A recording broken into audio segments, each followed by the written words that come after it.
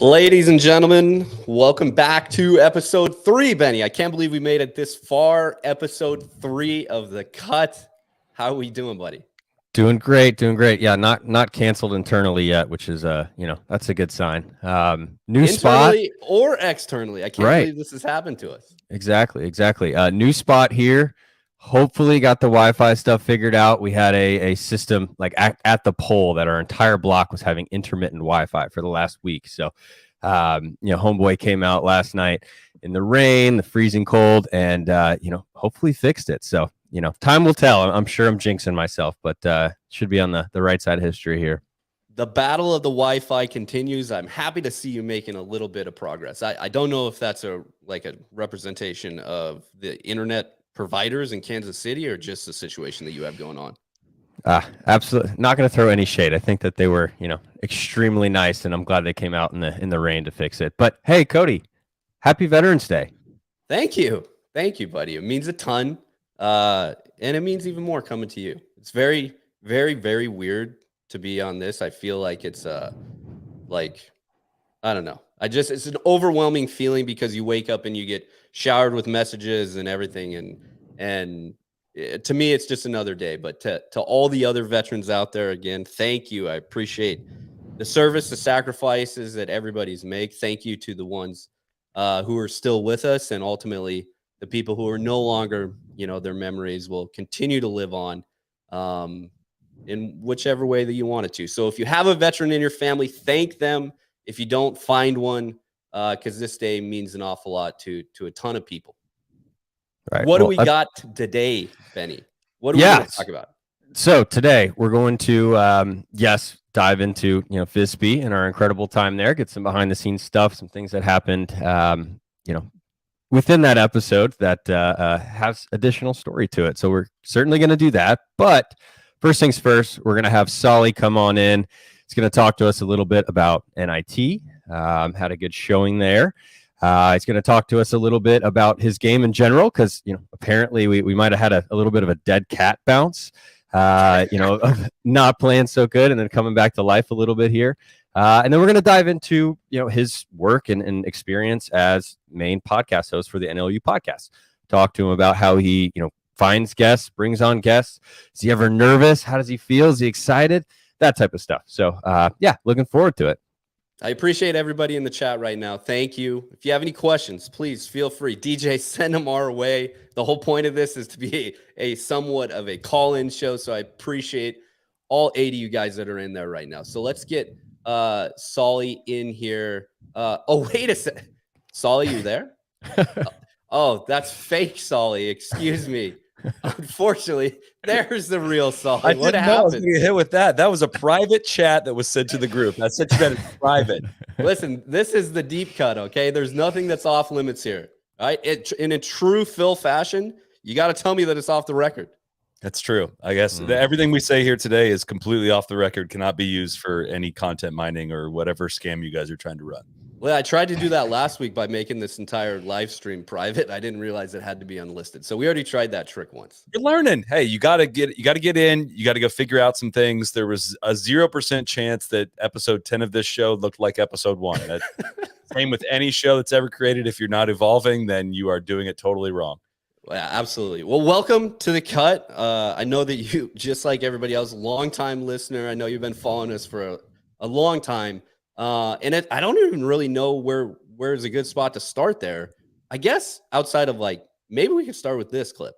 I can tell you the last time I overslept, it was mid-September 2016 in Kiev, Ukraine, and it involved a lot more alcohol than last night did. Truly do not have an explanation. I don't know if I forgot to set an alarm. I don't know if I turned it off. Woke up in a cold, hot combination sweat with Cody knocking on my door at 10 o'clock. Not how you want to wake up. Wondering if are the guys in the car downstairs ready to go? I totally couldn't comprehend what the timing was. And all I knew was I was late and hadn't packed. Glad to see Icarito's up.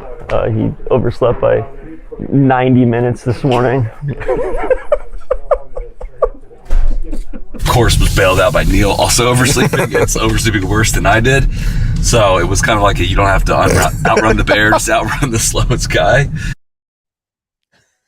off situation. You took it completely on the head. I don't understand why you're getting the brunt of this, because ultimately, like, Neil was more in the wrong than you were.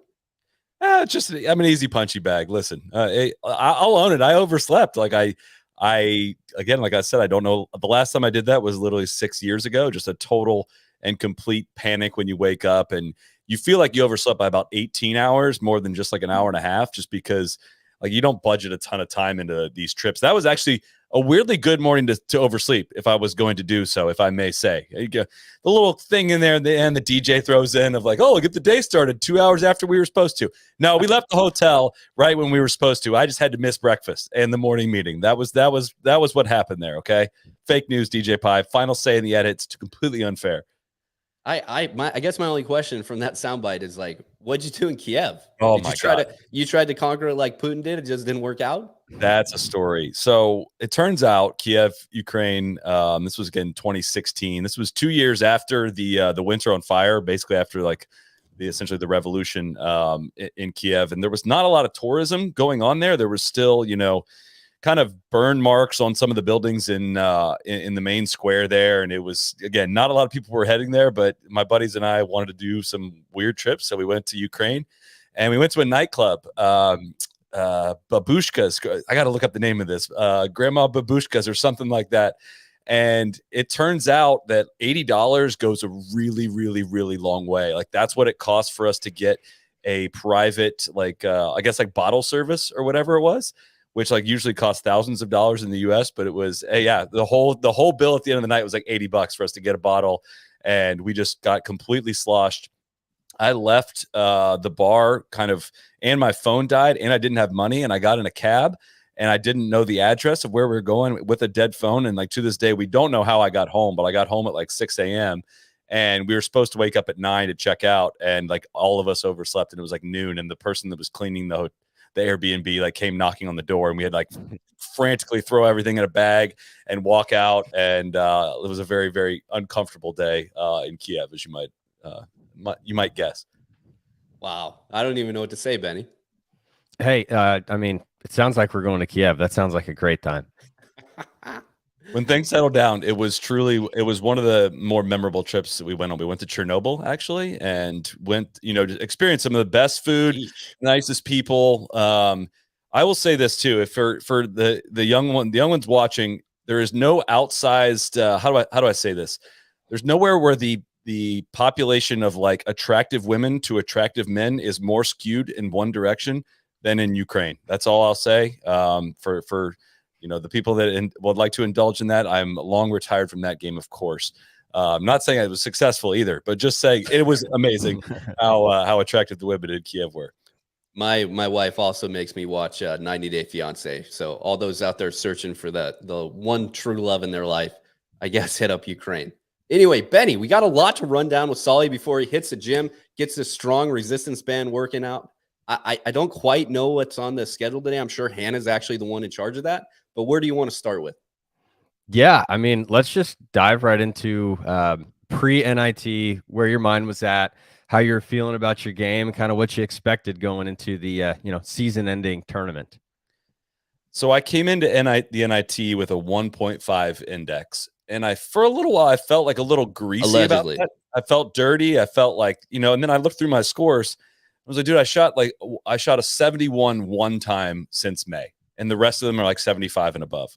How could I stopped feeling bad about it. I was like, dude, that's what the golf you've been playing. I've played maybe 50% of the golf that I've usually played to this point in the year this year, because it's just been a wildly busy year, and it hasn't been good. And I've been driving all over the place. Cody, you saw this firsthand. Like, I will not accept any handicap shenanigans from anyone that witnessed what they saw, what I did in Korea, which is going to be on video as well. I had a 8-hole stretch where I lost 7 balls with driver. Like it was not close, like very, very, very bad.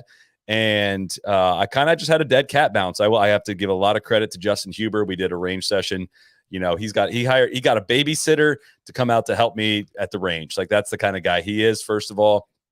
And I've been working. I haven't really known what the issue is. All that I know is, like, no matter what I tried, it only like seemed to get worse.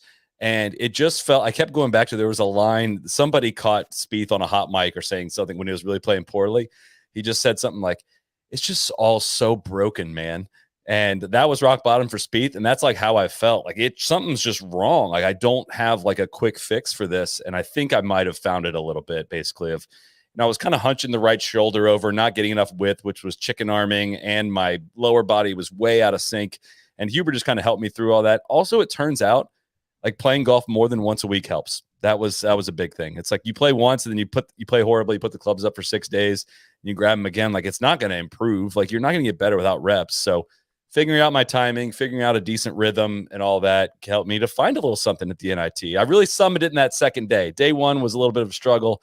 Day two, there was a summoning. Great picture as you're showing up here on the screen. That was after the very controversial pin on the third hole that was put on the side of a hill. That I tried to have changed for the betterment of the competition. Everyone's like, oh, you're going to say it's unfair, blah, blah, blah. TC's like, well, everyone's got to play it. So I said, then put the pin in the bunker then. If everyone's got to play it, if you want to do the sports talk radio take, like, put the pin in the bunker. It doesn't matter. Everyone's got to play it. My whole point was, listen, like, I probably am going to be able to play this better than like the 20 handicap involved here. And so, like, let's make this fair and fun for everyone. But they said, no, we'll put it on the side of the hole. So I made the par putt and did a crotch chop afterwards. I don't regret any of it. It was a well-earned par. Lots of people coming in asking for an apology for the crotch chop. Absolutely not. That was one of the more memorable moments. I wish there was a picture of that, because that was both in the direction of that pin and also at TC that was standing behind it. That was the one that was in charge of that pin and tried to claim that he wasn't. That was the best part. The issue with crotch chops, I don't think they ever actually look as cool as we think they are. There's usually like some weird high, like, back slunch over thing going on. You're kind of in an awkward position to get it done. It might not be the most flattering thing ever.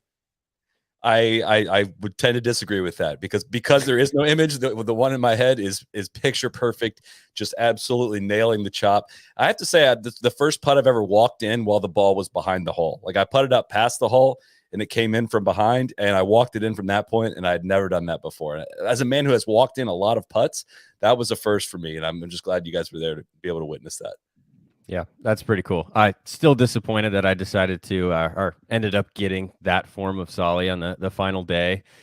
Soly tracked me down pretty early on, made a couple birdies on me, and then I don't know. I think it was a nice fight going into the end, and then you made that birdie on 13, and it was like, shoot, okay, I got to play 3 of the best holes of my life to get back. But story. So I was with Huber on day one, and we saw you going down 13. We were on 8 green, and I kind of just look over to Huber. I was like, how's he doing? I know you were working with him. Like, what's going on? Is he coming back at all?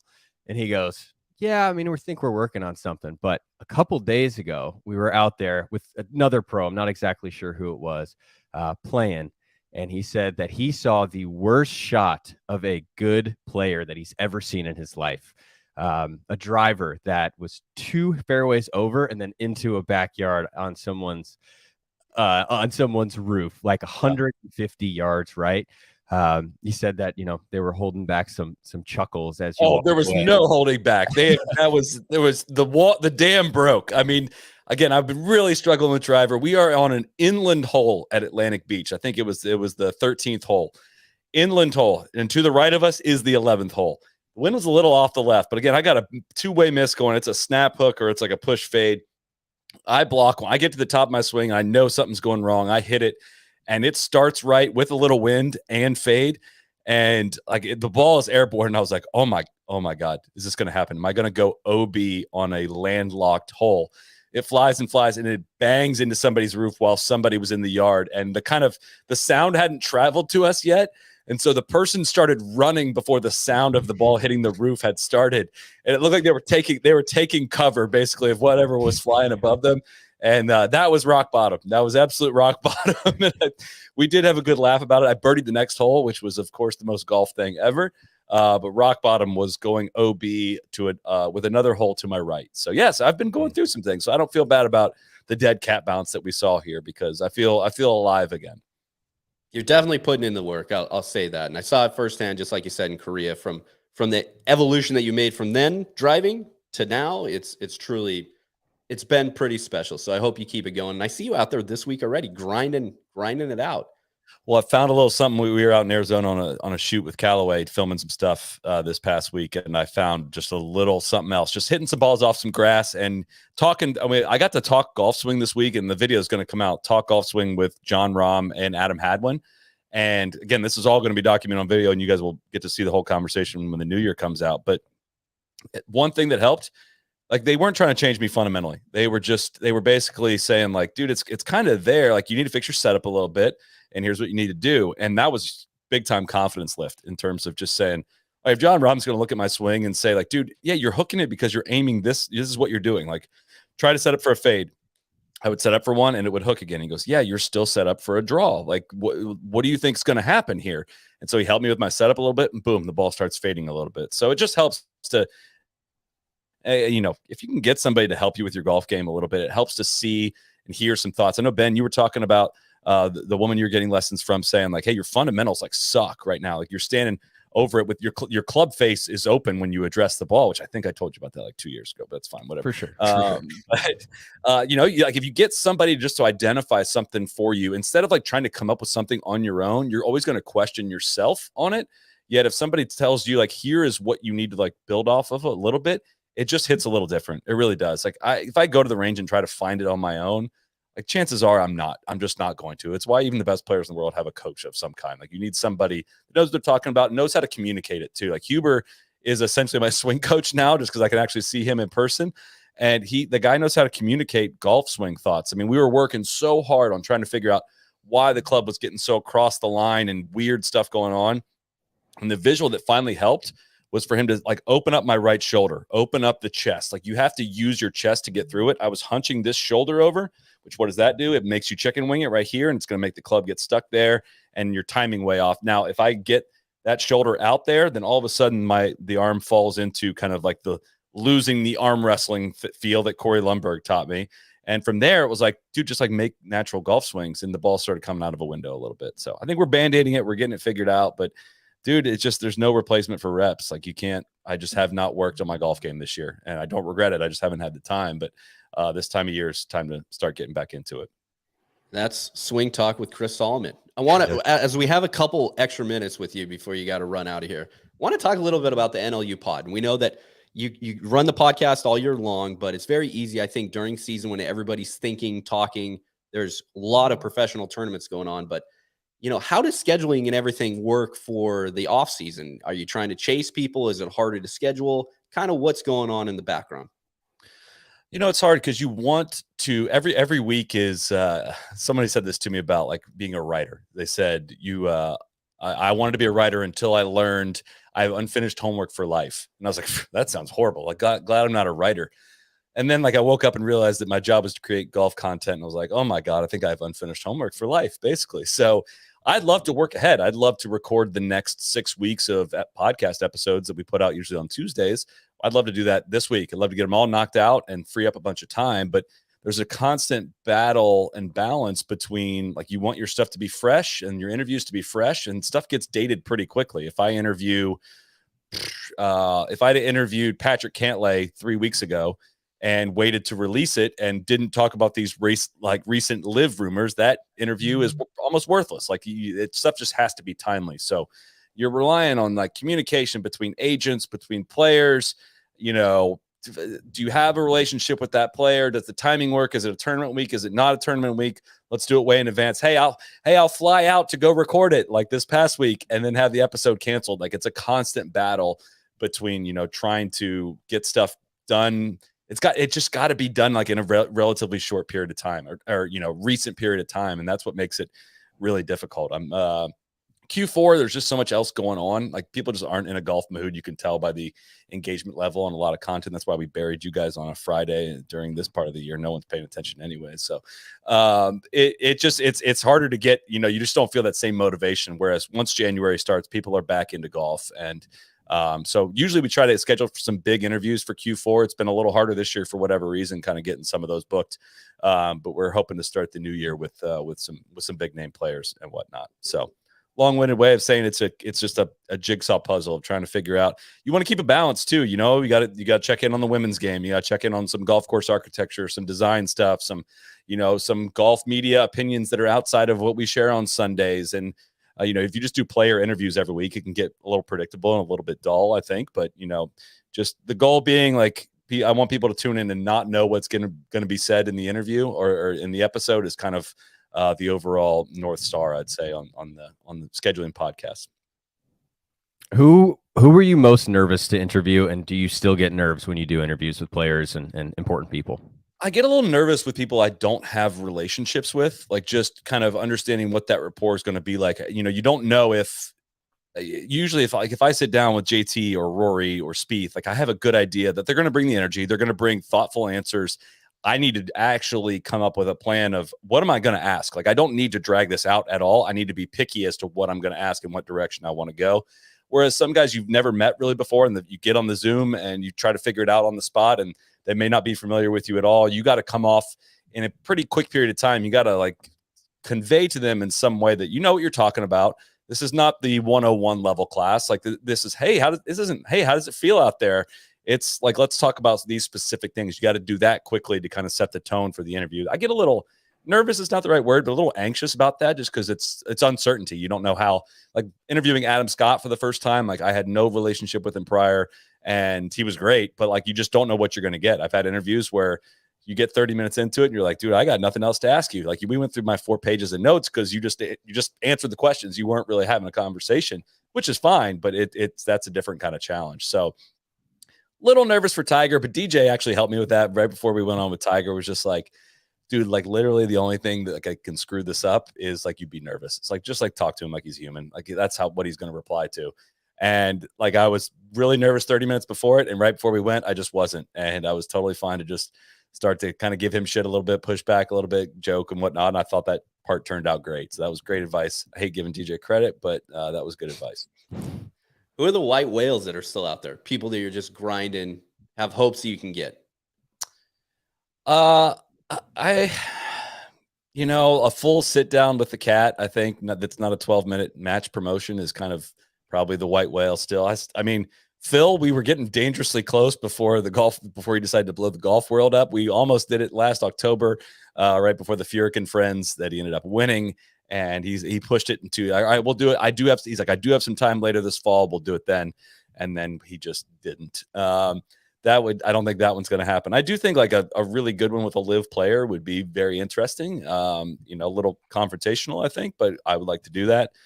And a couple on there that I'm not ready to share yet. I don't want to, ruffle any feathers, but I think there's some that I think would be really unique, fun interviews to do that, not necessarily political, but they might be like political figures that might be a little, I'm not saying DT, but there might be some polarizing figures in the golf world that I think would be fascinating interviews that I'd like to do sometime. So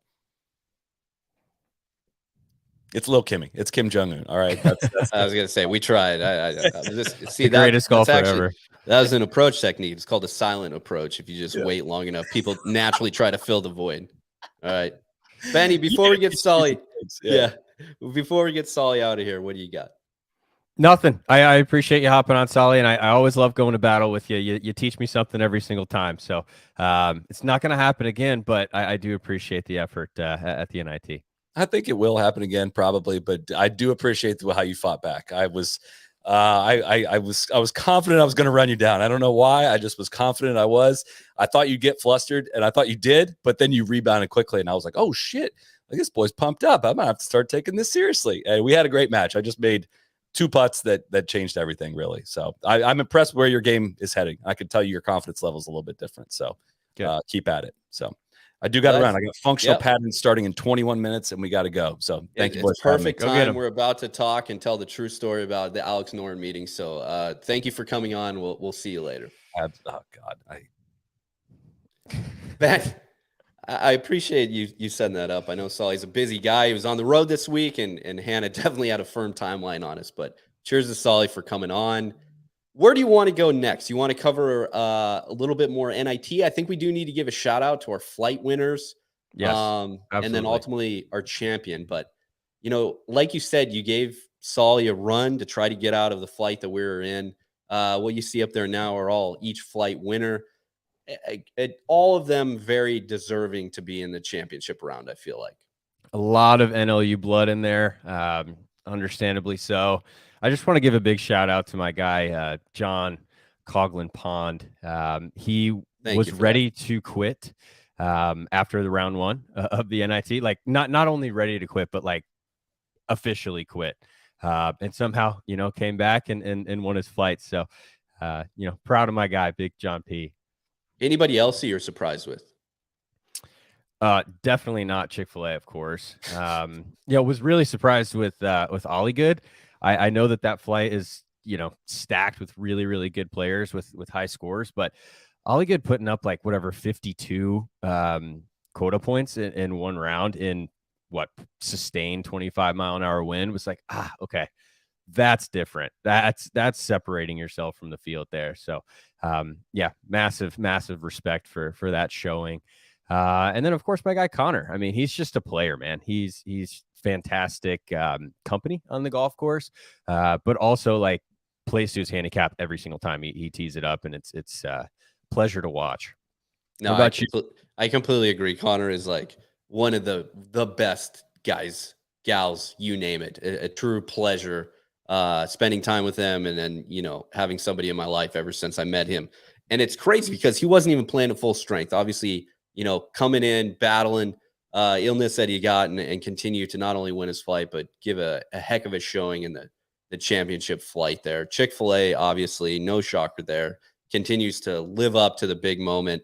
But ultimately, I've never seen Golden play golf. Absolute flusher. I was so impressed. I don't want to say shocked because I just had never seen him play golf, and I guess never really taught golf with him, but could not have been more impressed with his play. Absolutely. 100%. It was great. And then Big Randy, I mean, that kind of came out of nowhere. Wasn't expecting that, but yeah, it was kind of all a buzz around the golf course when he was running. So yeah, huge congrats to them. And of course, my guy, Big Randier, and my fellow Juice people, massive fan of Splash of OJ. Appreciate those guys. They were a blast to follow. They're very invested, and that's all we can ask for here in this world of meaningless competition. Exactly. A very, very deserving champion. Hit the shots when he needed them, and absolutely was clutch, down the end. It was just awesome. I can't wait for next year. I wouldn't go that far. I wouldn't go that far. We didn't get the ball off the tee on 17 and 18 for him, but he had already locked it up. So clutch. Hey, a win's a win. I don't care. Maybe, but he won going away. So yeah, good on him. What else do we got this week? Obviously, NIT, tons of fun. Had episode 3, Visby. We had a little cop issue that was left out of the episode. And I know you know more of the backstory there, but kind of give us a rundown of what happened with law enforcement, not talking about the parking ticket, a little bit of drone ops. Yes. So getting on the ferry, when we're doing these episodes and we're going places, it's very important to capture like the actual journey to get places, because it's very odd when you just kind of like bounce around and all of a sudden you're in Copenhagen or all of a sudden you're on Gotland Island. So we try to make an effort to, show the journey. And I think that if you pay attention, you'll see some of those transitions that make it natural. So, of course, when we got to the massive car ferry, which is the size of a Royal Caribbean cruise ship, I mean, these things are humongous. Soly and DJ had gotten there earlier. They were going to go and try and get some drone footage of the circus that is the ferry port. So they hop out, throw the drone up, and it's very, very cool. A lot of commotion. Gosh, what am I trying to say? The cars and trucks and all this stuff that gets all the services to Gotland are exiting the ferry. Just really cool. A lot of cool maritime stuff. So Soly throws up the bird and swings it around the backside of the ferry that you would see in the episode.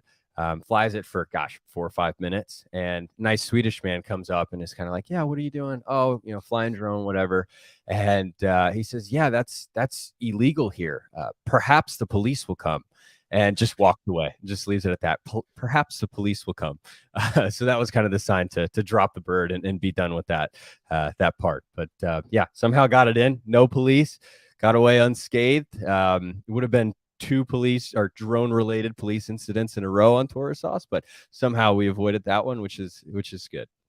And kept the footage. It's Kept amazing. the footage. Unlike, Exactly I right. mean, last year in Michigan was like a true scare. Yes. Campus police all over the place. It was definitely a scene, but we got the shots needed. Fantastic transition piece, which always goes back to like, it seems like we spend so much time shooting and like literally seconds of this makes it in, but you got to keep out, mining whatever gold you can out there. Which I mean, is a good transition. I continue to just be the worst with switching lenses. It got really bad this episode. Unfortunately, it just continues to get worse. I saw the cut already for next episode. I think I'm out of like the lens switching game. It's hard, man. And it's funny, Cody, because I think we do the hard stuff really, really well. We capture the in the moment stuff. We have solid audio on course. I think we can make it look very pretty and beautiful and technically sound. But the most basic, the most simple part of filmmaking, which is cleaning your lenses, we are so bad at it. Yes. So changing those lenses, there's this thing called a sensor that is located. That's actually like the mirror in the camera where you plug your lens into. And the entire Visby episode we shot with sensor dust on the lens. So, talk about a kick in the junk after being so excited, so happy with the footage we got. It was a beautiful day. It was gorgeous. We were inspired out there. You're reviewing footage while you can, while you're out there, but it's just not high quality enough. And then you throw it up on the computer to review it and dump that footage. And there is just a black chunk on the lens the entire time. So the entire episode was shot with sensor dust and a ugly black scar on the screen the entire time. So that's tough. Literally all it takes is a little wipe down, and we continually fail to do so. So you live and learn. Yes, I know we will not do this. Never this do is definitely a learning moment for us, for sure. Great question right here. Philly fan 1288. Still can't get over how good the subway station shots were. Anything else this season that will rival it visually? What do you think? Yeah, Lofoten Link's drone footage is otherworldly. I mean, it's straight out of The Hobbit is what it looks like to me. I think that'll rival it. But those shots were just so pure that you had. The colors were so vibrant. The lighting was so good down there that allowed for the things that did have the color pop and did have that intrigue to show themselves off. I'm sure that's intentional. I don't think they would have done all that work and not shown it off. But I mean, those are going to be some of our best, standing cam shots for sure. I agree. The only other thing I think, there's some good vista views when we go to Copenhagen, just because of the way of the property. Once you get up on that hill and you kind of look down back at the clubhouse and everything, it opens up, but nothing as pure as Lofoten Links. I mean, everything up there, it was hard not to take a good shot, especially with the multiple different lights that we were working with. Right. I will say in the Visby episode, when we went to the Tofte Beach House, we had a very, very awesome, 20-minute recap of the day, explaining the travel, all that stuff, just this idyllic setting. And, you could see some pops of it in the episode. But when we got back to the place to review that footage, the audio just completely was not available. So we have this stunning footage with this perfect light. You can see the ocean. You can really catch the vibe of this beach house, and completely all for naught. So that was unfortunate. That was the only time that we've done that. But that's another visual that would have been nice to have seen in a little bit more true spirit to what we had originally captured.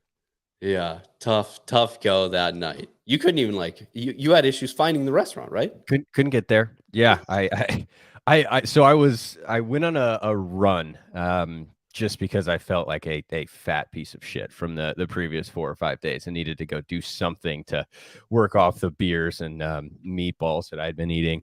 And I get 500-600 yards on my run, and I get a text, "Hey, we're actually just gonna go now. We're gone. Catch you later." So I'm like, all right, fine, cool. Left me a car, which was nice. But I also had like the FX6, the big cinema camera with me, and a backpack and all this stuff to go shoot this scene that, we eventually did not use. And, they send me, it's a Tofta Beach house, right? So I'm looking it up. I'm driving the car there. It's like a paid parking lot. So I'm already like a little weird, hesitant about it. So I park and then I get out and I follow the instructions on Google Maps and it takes me to this place. And I'm like, this ain't it. This is absolutely not it. Get back in the car, drive again, pull into this like dirt road because that's where it's sending me. Get there, nice Swedish man. He's like, what are you doing here? This is my house. I'm like, oh, okay, great. So I back the car back all the way out of there. Finally make contact. I'm like, guys, I don't know where I'm going. I don't know what's going on, right? So they drop a pin. I think DJ dropped me a pin, dropped a pin, go back to that paid for parking lot, come out with all my gear, go to exactly to the same place I first went. I'm like, this isn't it. So whatever. Ended up finally calling someone, being like, guys, I am standing on the beach. I don't know where I'm going. I don't know what's going on. So yeah, I was like 25 minutes late to dinner that day, which was fun. So we stayed in the tent. They were like a true delight. It was crazy how nice they were. On film, we kind of set it up as Neil and Sully's punishment, but ultimately it was prearranged to be like that via TC. When we got there, though, there was one surprise that ended up happening that was not originally planned, and that is TC actually stayed with us. Once we saw and he saw the tents, he realized how nice they were and what the accommodations ended up being, and he like basically dove into Neil's bed and was like, I'm staying here with you. It was a little bit of a mix of both. We had this nice little cottage. He had brought all of his stuff. I mean, we're talking roller bag, backpack, golf clubs, all that stuff into these little, cottages that we were staying in. You open the door and it's two single beds squished together. And he was supposed to be with Randy that night, which we all know the big guy makes some noise when he's trying to sleep. You're such a cop out. Everybody on this team snores. Everybody does. Sure, I'm sure. But Randy is like a guarantee, and it's going to be, solid decibel level. Anyway, so he saw those two beds crammed together, and he was just like, "Yeah, I'm actually, there's room in the tent. I'm just gonna go stay in the tent." So yeah, he worked his way into the glamping tent. The only thing that I know surprised the rest of them, and I don't know. I mean, I know Neil did the big climb this year, but the rest of them, I don't know the last time they actually slept outside. Was when we woke up in the morning. Some people were very grateful for the noise of the wind hitting the side of the tent all night, and others complained their asses off about it, not getting a good night's sleep because it was too windy. Right. Hey, I get it. That's what you got to do to get that glamping experience. You gotta be with the elements. Great question here, Dylan. Did we arrange the meeting with Noren at Visby, or is it just happenstance? Total surprise. That experience that showed on the episode when we walked in and we saw that cart with his bag on it. It was like, whoa, okay, cool, Soly. Like, this is going to be fun. But yeah, he was there. Have a little bit of a feeling though. We didn't know that he was going to be there. We knew that he spent a lot of time there, and that's because Willie, who you saw episode 2 at Brohof Slot, or however we're supposed to pronounce it, excuse me, said, hey, a couple weeks ago, I was actually out on Visby at a house party that Alex threw because he's friends with him from growing up playing professional golf, junior golf, you name it. And we're like, oh, that's cool. He's like, yeah, he practices out of Visby Golf Club. When we first pulled up that evening and we saw his bag on the golf cart and we just kind of walked by, everybody was kind of like, oh, and immediately it was all eyes on Soly. What are you going to do? We didn't say anything to him that night. We didn't really, we saw him there putting and then hanging out on the patio, but not a lot of action happened. The next morning, come to find out, it was like an Irish standoff. He knew that we were there. We knew that he was there. That's like, what I was going to say. The next morning, we tee off very, very, very early. We didn't realize that actually, like, the only tee time in front of us was him out there playing with his brother and I think, a friend and a cousin or something like that. And he comes over to us like on the third tee and shoots right over and comes up, puts his hand out and says, hey, I'm Alex. So, oh yeah, hi, we're Cody from No Laying Up, and met everybody else. He's like, yeah, I know who you guys are. Like, why didn't you say anything yesterday? We're like, well, we didn't want to interrupt you with your kids and everything out there playing on the putting green. Completely random, really, really cool. very grateful and thankful for him for taking the time, which ended up being like, over an hour interview while he's sitting there trying to watch his kids and everything else go on. But a very cool experience from like somebody who is like, I've always saw as like a GOAT professional golfer. Like the amount the stories that you hear of him practicing and hands bleeding and everything else, like it's just such a cool dude and a cool moment to have there at his second home. Yeah, 100%. And he did show us his hands, and it was extremely impressive. Made me feel bad about myself. It's like, oh, I got this little callus here. His entire hands are like alligator skin. I mean, it was wild. But yeah, one of the things that I thought was interesting from Alex was just hearing how important and impactful Visby is for him and his family. I mean, he was first alternate at the Open this past year and opted to leave St. Andrews and go to Tahoe. Is it Tahoe? I think it was Tahoe. I can't remember.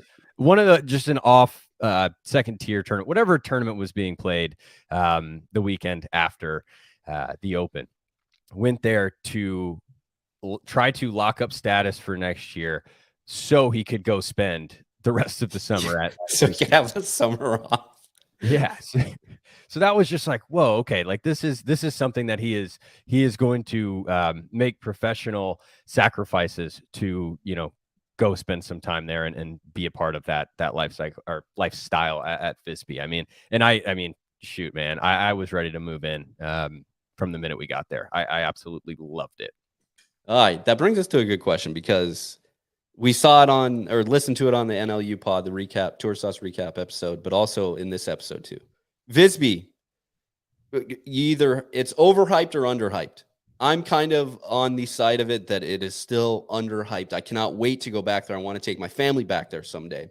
It's truly like a place that has figured out how to master summer. Others did not feel the same way. Totally agree. Could not possibly agree more. This was one that I required my wife to watch with me. I don't tell my wife what to do, so you're a brave man. Fair. Hey, she loved it. She was like, I get it. Yeah, would love to go check that place out for sure. Yeah, it was something special about it. A question that I saw down here, and we're not spoiling too much of it, but we get this one a lot is, do you and I get to play golf? Yeah, I would say yes. I got to play 3 times. You opted out of playing Visby that one time. The next morning. No, I'm sorry. It was that afternoon that we went and played a second round. So got to play 3 rounds while out there. And I'll say this real quick. We were afforded the opportunity to go play. I am still caught in this moment of, is this a trick question or not? And I know DJ is on here watching, and he has told me multiple times, like, just go do what you want. But I also know that they're like, that afternoon, Randy and DJ are going to go into town to shoot the village scene, as you would say. We have an interview with Pure Folky that still needs to get done. And there was something else going, I think B-roll back at the tents or something else. And I sit there and you line it all up, fully knowing that like this question is probably the number one asked question that we get on. Why aren't you guys on Tourist Sauce and everything? Because our job is to literally be production. This is what we get paid to do. This is the opportunity that we get because we're employed by NLU. We would not be able to make these videos if or anything like if this wasn't the case. So I don't know. It's just one of those things. You ended up playing the afternoon round at Visby, and we ended up playing golf the next day. Right.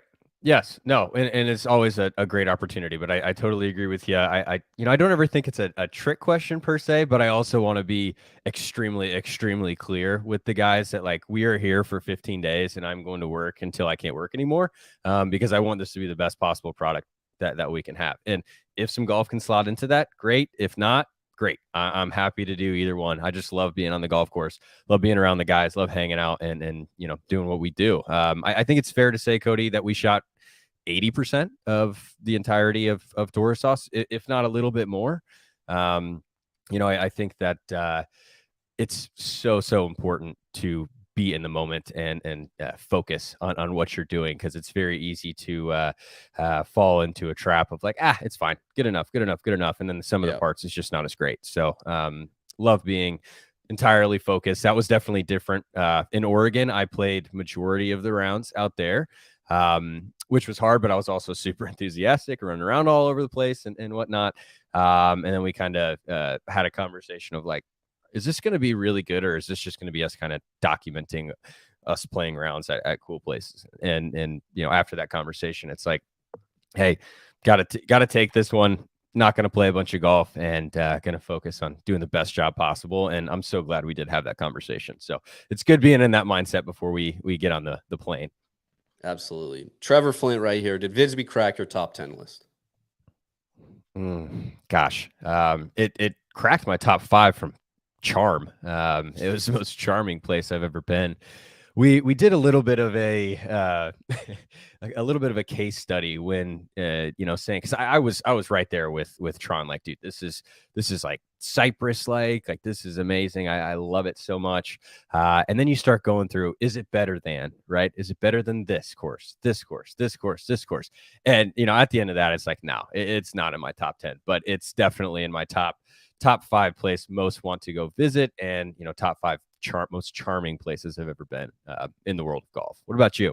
Yeah, really, really good golf course. If you take the golf course out of it and talk about total experience that you're going to get while you're there, because it's not just the golf course, it's everything else that comes with it, I would say it's on the top 10, probably top 5 of any experience that I've ever had.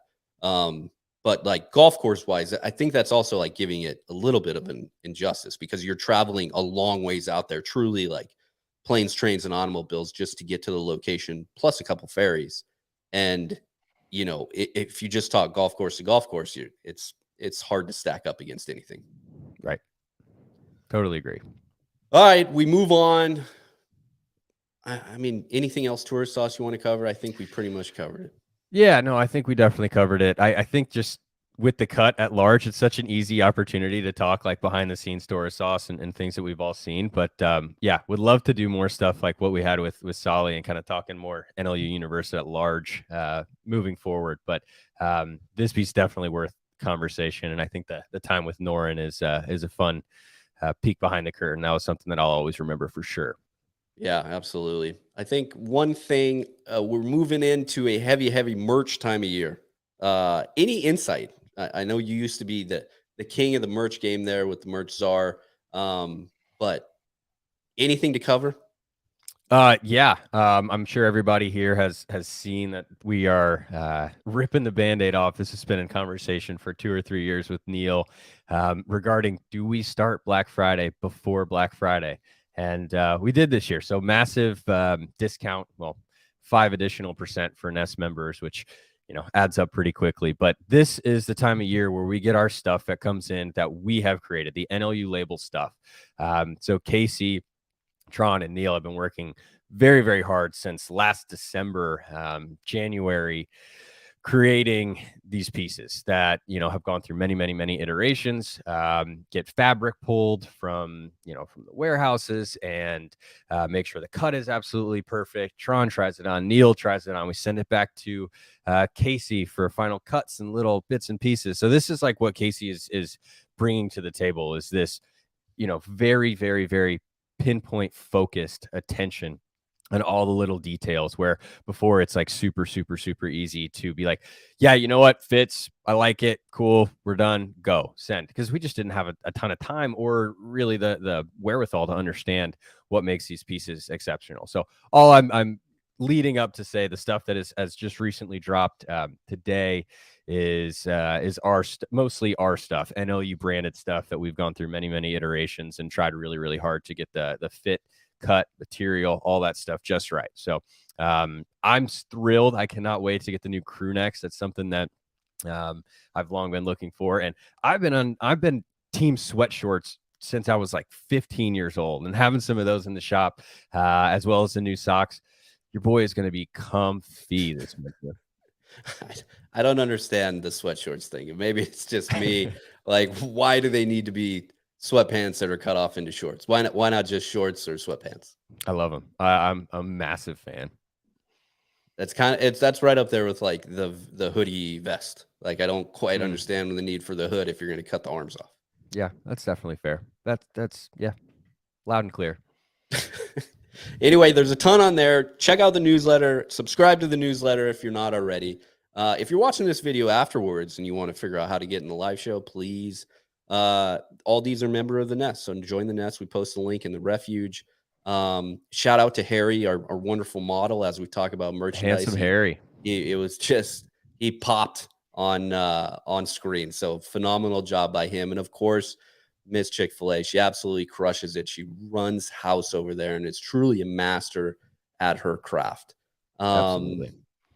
What do we got next week? We're going to Copenhagen, man. It's going to be awesome. Copenhagen. Yeah, gosh, I still think about that night at Restaurant Bar, which we'll definitely see in the next couple episodes. But Copenhagen, it might be the center of the maze. I thrilled with that city.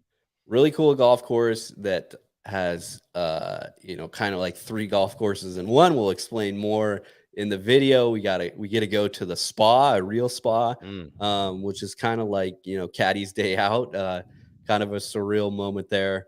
Before we continue up the west coast of Sweden.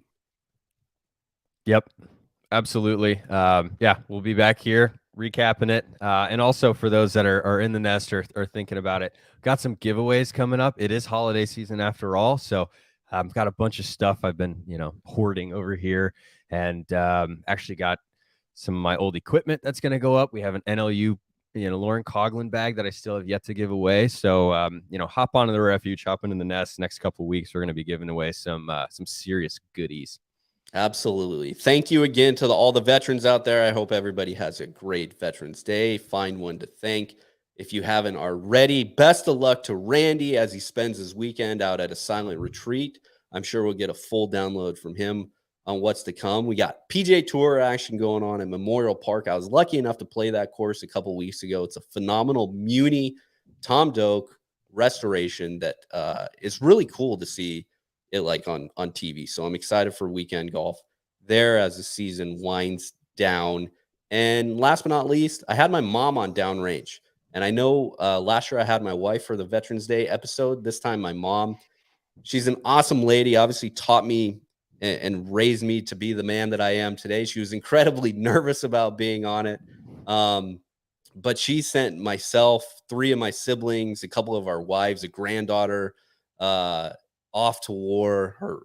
My dad's a veteran, my grandpa's a veteran, my great-great-grandfather is a veteran. You name it, service runs through her. So if you haven't checked out Downrange, please do so. And we're going to be back next week with a little question and answer episode. So I'll get something out on the refuge as well as on socials. But Benny, Love it. Enjoy the weekend, buddy. You too. Take get some rest and relaxation. I'm going to fire up Downrange as soon as we get off the phone here. Hi, buddy.